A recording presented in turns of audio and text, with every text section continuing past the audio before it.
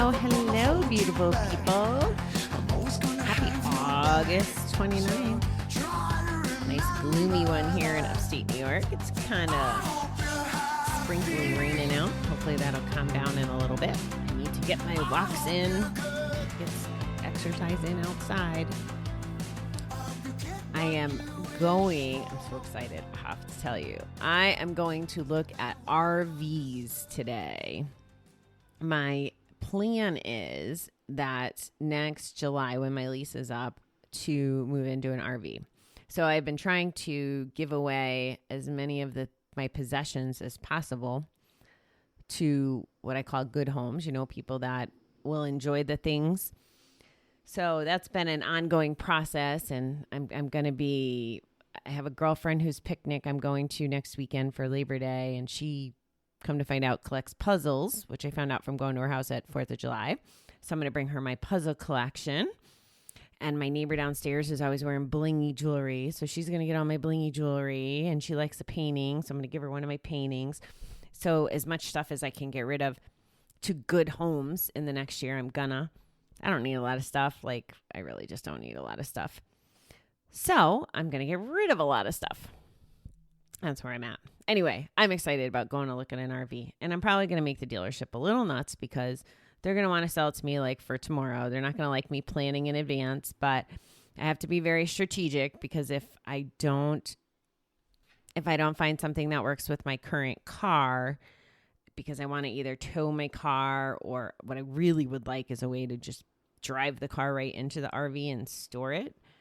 But you need a little microscopic car to do that. Or at least that's the way I think about it. So anyway, so this is a big decision. It's kind of buying a house. Because it's going to be my house. It's going to be where I live. And I'm so excited just thinking about it.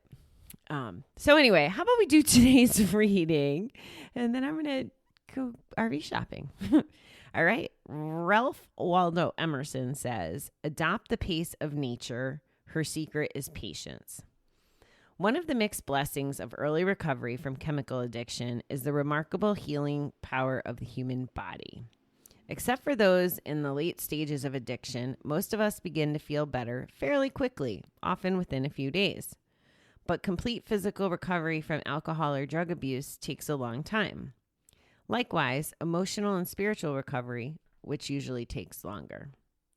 We can easily get discouraged when our emotional and spiritual recovery lags so far behind the physical. Most crucial to our recovery, especially early recovery, is patience. We need to have patience with family and friends who may not understand we had an illness called addiction.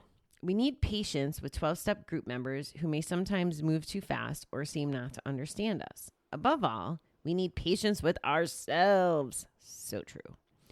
Our higher power can help us learn to love ourselves, even when we seem to be moving slowly. Recovery takes time. We do what we can and let our higher power and time do their share of the healing.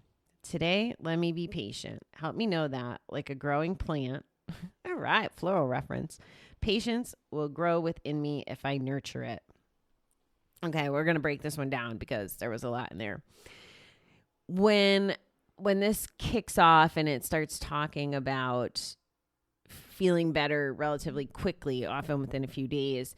So this book is written for substance abuse, alcohol, drug addiction. And even so, I've heard gamblers that have stopped start to feel the results in a relatively short time frame.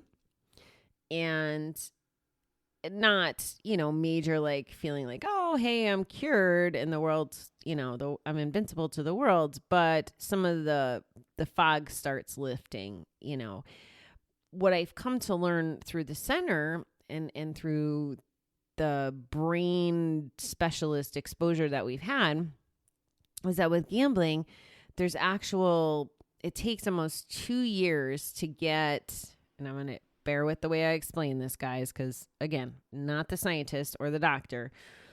But essentially, it leaves almost how do I explain this? It stays with us. It has to fade away. Because our brain is programmed that way. Almost like breaking a habit, I guess. If that's something you can relate to how I'm presenting it. But the way our brains think he calls it chronic, they call it chronic something, and it lingers essentially. So maybe our bodies, because now we're not at a poker table for X amount of hours or a slot machine, whatever, because we're actually maybe going to bed because we're not so consumed by the crazy cycle that maybe we're starting to sleep and eat right. That's the physical that starts showing an impact for us as gamblers. And then, like I said, the mental, the fog starts to lift. We start processing. I won't even say feeling, because I don't know that for everyone that feelings start happening, because it's still just so much processing and clearing the smoke. It takes a while. It's not instant. Emotional and spiritual recovery do take longer, and rightfully so. I mean, you can't just, for me, I couldn't just teach myself how to feel and be, feel and go instant into processing all the emotions that would have been buried from gambling. So that for me was a learning experience, a really long one. We can easily get discouraged when the emotional and spiritual lag so far behind the physical. And I think what the book's trying to say, and what I would tell you, is don't get discouraged. You're exactly where you're supposed to be if you're not in those stages yet. Like, I didn't know I was going through those stages when I went through those stages, that things were getting better. All of it is almost like in reflection, in hindsight, we can see that we've grown. But when we're going through it, it may not feel good. It may not look good, but we're growing. Most crucial to our recovery, especially early in our recovery, is patience. And that's so true. We need to have patience with our families and friends who may not understand that it's an addiction. I've spoken to this before, and think of it if in a relationship, right? If you know that you're going to break up with the person before the person knows, and you probably know for a while, most of us are too chicken shit. It's not like we go out and say, hey, I want to dump you. Instead, we ask ourselves questions, we rationalize, we do all this stuff. But essentially, we know that maybe we're out of love or we're checked out of the relationship. We know we're leaving. The other person, however, may think that it's all rainbows and unicorns and not have any idea that we're feeling that way. So when we break up with them, they are like in total freaking shock and disbelief because they weren't feeling that way. So you might be a few months ahead in that process, that healing, that just sorting through whatever that looks like. It's the same thing with the gambling addiction. Like, you know that you've gone to either the depths of despair or whatever it is that's making you want to quit at that time, but you've been lying and hiding and concealing this the whole time. They have no idea how bad it was. It's been growing and progressive for you, and they're just getting it all. And I'm making blanket statements. You follow what I'm saying, though. They may be getting it all in one big boom. Here it is. Here's all the damage I did for the last X amount of time. You know, I've been gambling behind your back for 5 years. Oh, by the way, this is all the debt. This is the second mortgage I took out. These are the lies I've been telling. When you thought I was with, working a second job, I was really at the poker table. Whatever that is, that's a lot of information for friends and family to digest and to catch up with you in time. So be patient with them. We need patience with, in the groups. And I find myself doing this too. Like, you guys probably find me talking to the person who may be in recovery time-wise longer, or sometimes it may feel like I'm talking to the brand new person. Like, I have to be mindful of that too. Just like the person on the other end of this needs to be patient with me or anyone else in their groups, in their 12-step, in their life, in any aspect. They don't necessarily always connect to where you are right in that moment.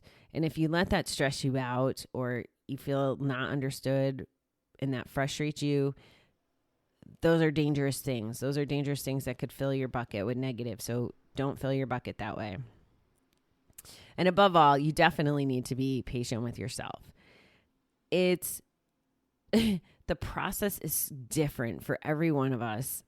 Even though there's similarities, And because we're gamblers and because of who we are and because we're gamblers, we want what we want when we want it, right? Generally, we're not patient to begin with.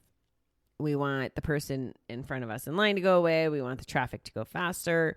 We want, the race to come quicker. We want all those things. And patience is definitely a struggle. And it's going to be the same way with our recovery. Well, why am I not cured? Why don't I feel like that person? Why don't I see the light? Why don't I have a relationship with a higher power? Why are my bills caught up? Why? And here's the deal. That's why they teach us the one day at a time, because all of that stuff is just like, oh my God, it could be so overwhelming and feel like such a big piece to move in our life, but it doesn't have to be. And if we're patient with ourselves and we do apply the one day at a time and living for today, if we apply that methodology, again, all of a sudden, and I've been very transparent about this because I don't know when I'm even moving the needle, but I just know that it'll get moved and that I have to be patient with it. And if I want to know where I was 30 days ago, 60 days ago, I have the luxury of listening to the show and I can kind of see like, oh, okay, I am healing and it is happening, but I don't know that it's happening when it's in the moment. So I challenge you to be patient with yourself and know that it is happening. It definitely is happening. Recovery takes time. We do what we can and let our higher power and time do their share of the healing. One of my favorite things that Brett says is give time.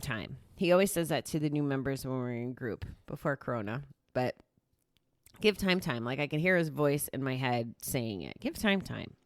And then he goes into a whole big, all the different examples of giving time.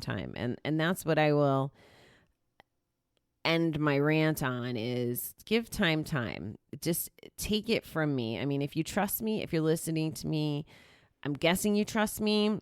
Trust me when I say that it does get better through time.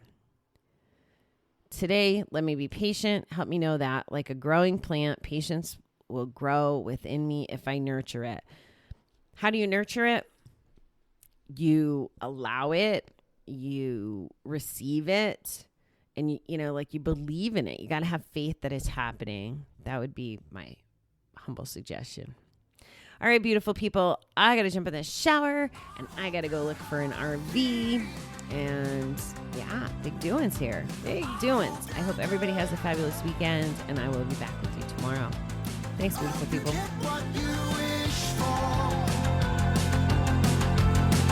And